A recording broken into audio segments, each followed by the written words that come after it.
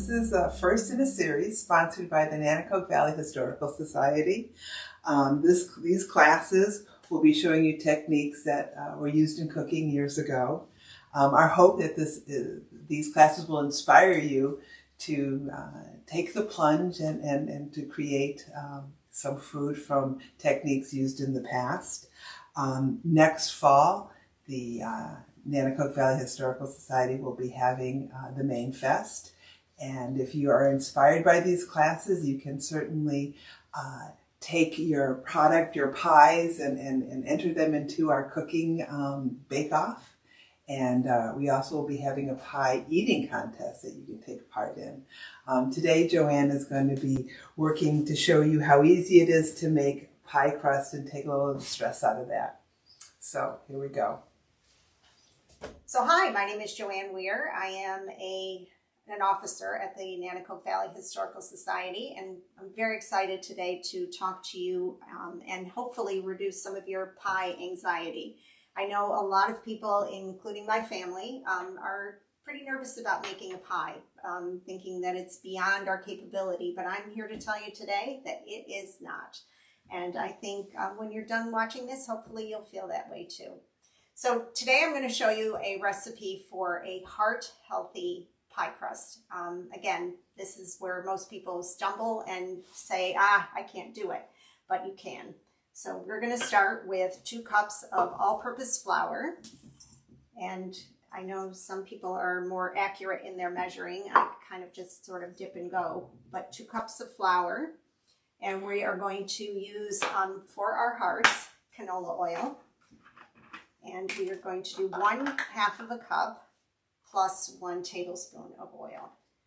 And it's simply just pour it in, so 1/2 cup and 1 tablespoon. The recipe also calls for using skim milk in this recipe, again, to keep cholesterol levels down and fat levels down. I've made this with 2% milk. I've made it with almond milk and oat milk. If you have a dairy, someone with a dairy allergy, it's easy to adapt. So I'm going to go here. Today I'm actually using 2% milk because that's what I happen to have in the refrigerator. But it will work with any kind of milk. Simple fork. We're going to just mix this up. Again, this is where a lot of people get worried because some of the recipes you'll find want you to have chilled lard or butter or Crisco in your pie dough, and it's sort of intimidating, but hard to mix in. But this one you can see already is just easily mixed. And we're going to just kind of squish it around a little bit to mix it. And it will feel kind of like a loose Play-Doh or light, not a heavy pie dough. Everything's mixed. There's no cutting in or anything. So we're going to take that. And this is a little trick I am going to give credit to Martha Stewart because I happened to see this one time on one of her shows. An easy way to roll out the dough. So piece of wax paper down on your counter, a little flour so we're not sticking. Move that right out of the way. And we are going to use a piece of saran wrap. Any kind, plastic wrap will do.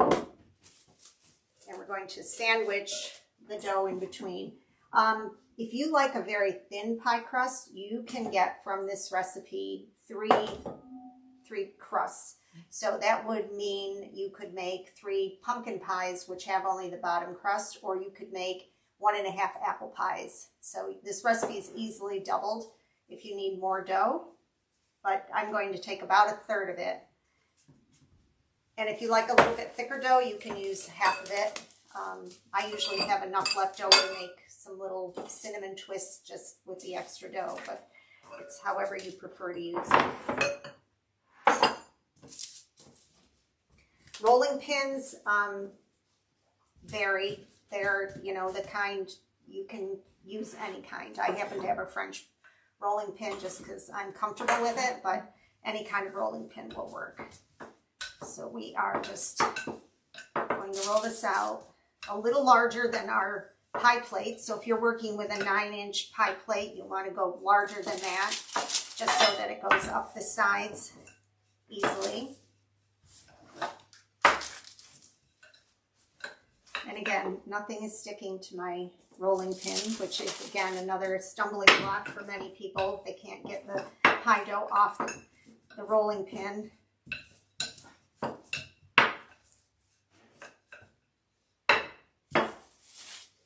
If you run out of plastic wrap, easily to take it off and put it back on.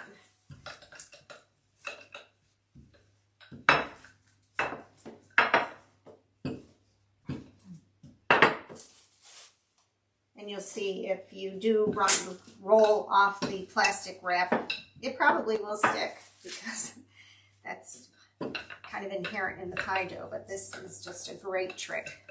So thank you, Martha. All right, so I think that's probably about big enough. We'll roll that off. Pie tins, again, you can use anything from disposable or recyclable to mine are very weathered pie tins. Any of them work fine. Glass works, there's Pyrex or pottery pie tins. Simply lay it on top and you are going to just roll it off. If it sticks a little, you can just use your finger to push it down.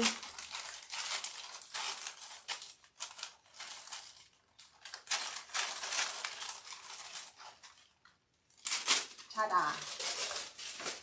And now you are going to just sort of encourage it to fill into the bottom of the pie tin. And if you've gone a little bigger in some areas, which is common, you can just take a knife, quickly trim it. Again, a little bit bigger than your pie tin, because what we're going to want to do is make a fluted edge just to make it look pretty.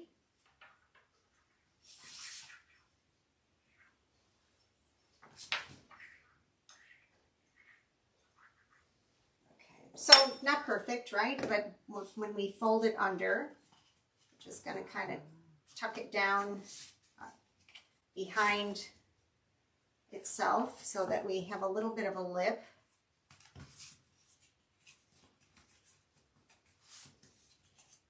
It doesn't have to be perfect here. Nobody will ever complain about your pie crust. And you will wow them with this easy to do pinching. Okay, so we are just going to go around. If you can see my fingers, I'm just kind of putting them in like this so that it makes a pretty little ripple along the edge.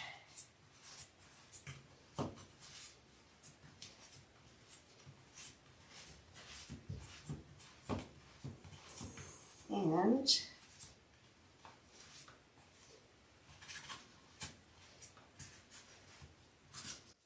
perfect, right? This pie crust now, you're ready. Pecan pie, pumpkin pie, whatever your preference is. Banana cream pie. Some of the sweet pies that you might make, like a refrigerator pie, you may want to pre-bake it, but for a pumpkin pie, we don't need to do that. We're just going to fill it and go. So I will set that aside. And the recipe that I use for pumpkin pie is, again, heart healthy. It's made with evaporated skim milk. The pumpkin, if you're ambitious, you can get a pie pumpkin, cook it down and make your puree. I just prefer to use 100% pumpkin. I don't buy the spiced pumpkin, which you can buy. I just do that myself. Pretty easy to do. So we are going to start with 2/3 cup of brown sugar. And this, again, you're going to see is a very easy recipe. You throw pretty much everything into the bowl and whisk it up, and that's it. So not a lot of preparation. I will tell a horror story. I took pie on a vacation one time with a lot of family members there, and was very excited to bring pumpkin pie, and we sat around and everyone tried to eat it, and we're trying to figure out what was wrong. And it was because I had forgotten to put the brown sugar in. So I will tell you, do not make it without sugar. You can cut back your sugar a little bit, but don't eliminate it. It's horrible. No one could eat it. All right, so we have 2/3 cup of brown sugar, and we're going to put the recipe up on the website so you'll be able to see this. And a teaspoon of cinnamon, 1/4 teaspoon of cloves, and a 1/2 teaspoon of ginger. So that will give the pumpkin a nice flavor. 1 1/2 cups of pumpkin puree, and again, it's just out of a can. There's nothing very special about this. And again, if you want to take it a little further, you can make your own. Okay, and then we're going to use 1 cup of evaporated milk. And you know, if there was going to be anything hard about this recipe, which it's not, this will be it. And we're going to separate the eggs to use only the egg whites. Again, it's because we're really, this focus on today's pie is healthy-ish. So we'll separate out the whites.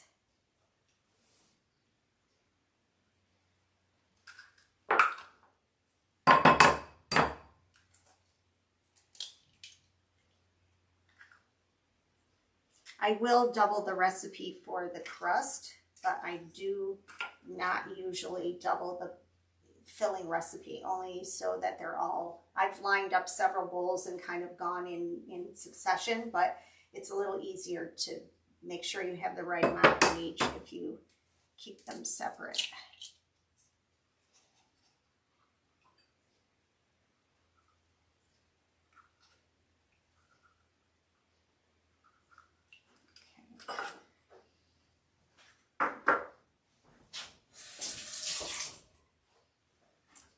So we are going to whisk these until they're foamy.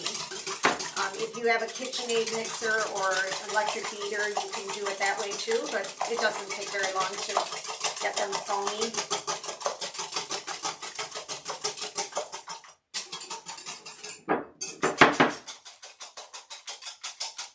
I call that foamy.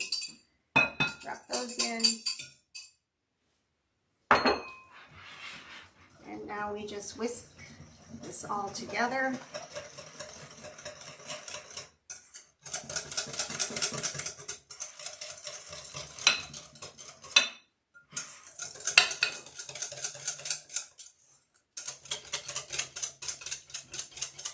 And we're done. You just pour that right into the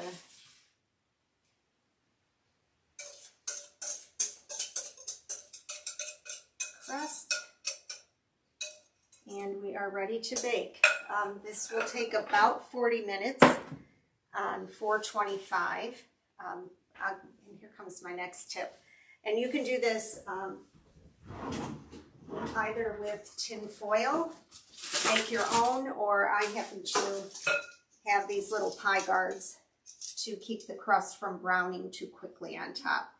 They just sit along the pie like this, or again, if you want to, if you don't have these, don't panic. Just simply make your own out of tin foil.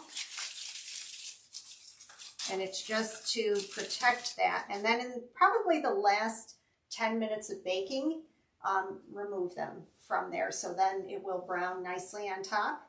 And one of the ways I found to check a pumpkin pie for doneness is to take a sharp knife and put it into the middle of the pie and then pull it out. And if it's clean, that means the pie is done. So if you think 40 minutes ahead,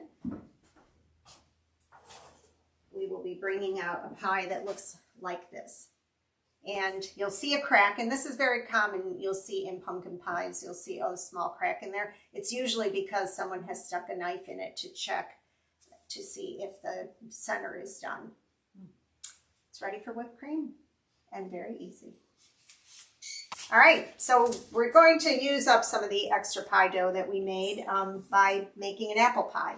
Since it's apple season, and again, easy to do. You've got enough pie dough here to make 1.5 apple pies, but we used it for our pumpkin pie. So here we go, same technique.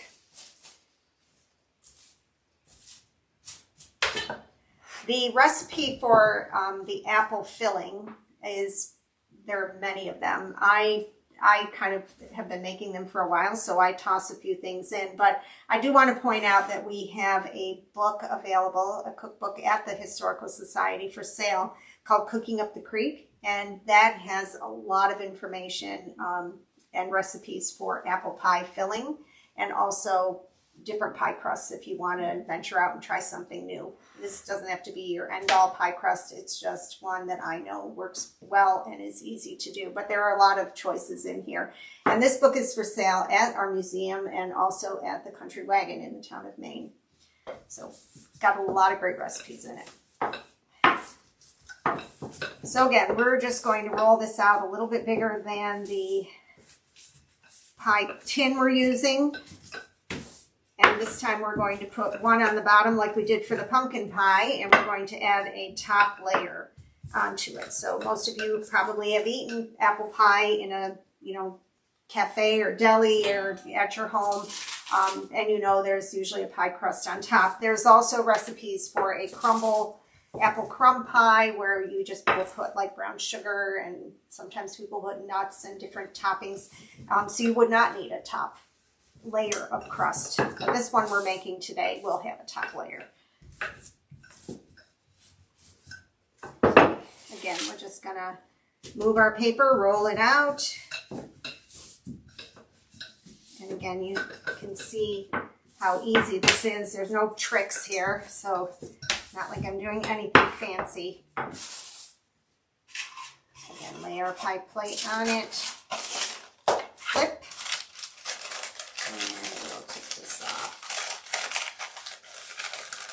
You'll know how much flour to put down after you've done this a couple of times. You may need a little bit more. It doesn't hurt. It just gets absorbed by the crust, the dough. This time we're not going to trim the excess off right now because we're going to be pinching our top and bottom layers together. So we want to make sure that we have enough dough on the edges.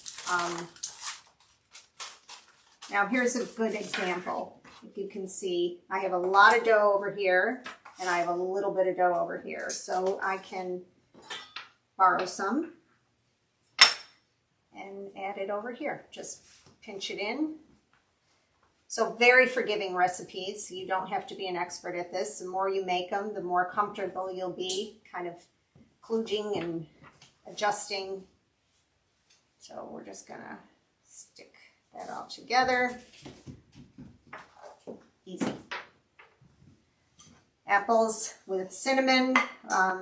I go very easy on the sugar. Again, looking for a healthier pie, if that's an oxymoron, but hopefully we can cut back a little bit on fat, we can cut back a little bit on sugar, and still have a delicious tasting pie. So we're just gonna load that up with apples. Feel free to push them down, push them around. Another little trick I can pass along to you is to add a little bit of butter to the apples when you're at this point to avoid some of the spilling over of the juice. So just going to put not a lot of butter, maybe total of about a tablespoon or even less, just to avoid any boiling over.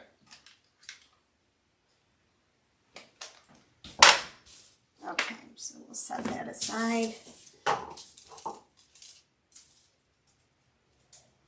And get our third of our dough.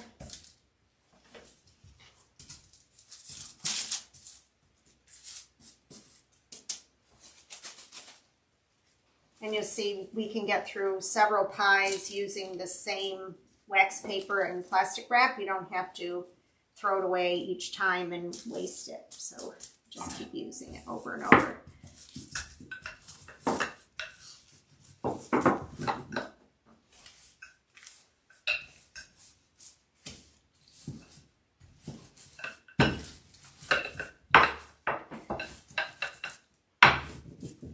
A little bit of history on pies. Probably a lot of people think of Thanksgiving with pies, but there's no evidence that fruit pies were available at first Thanksgiving.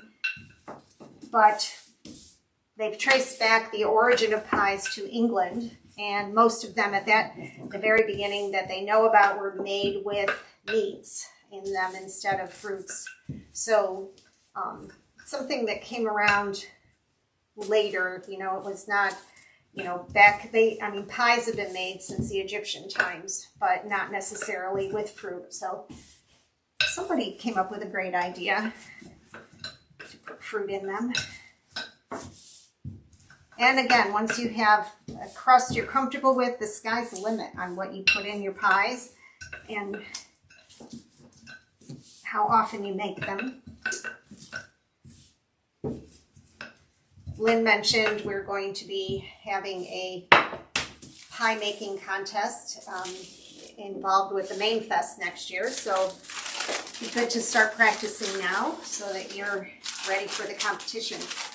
All right, so we have plopped the top layer right on top. Again, no trick here, just dump it up, get it off the wax paper.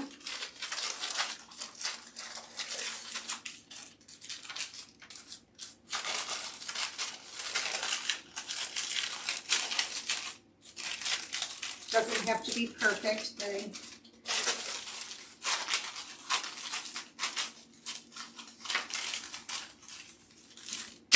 Okay, so if there's a lot of dough left over, I will trim off some of that.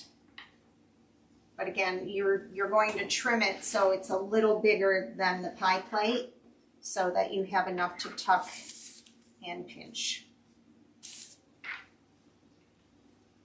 Not an exact science here, just you'll get a feel for it the more you do. All right, so we are going to put the two layers together and tuck them back in behind themselves. So we're kind of sealing the pie as we pinch, and that will keep the juices inside.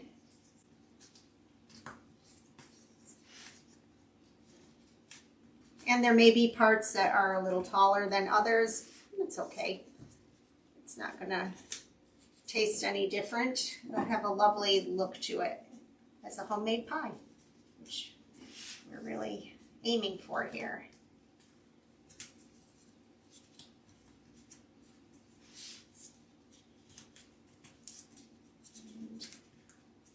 You could leave it just like this.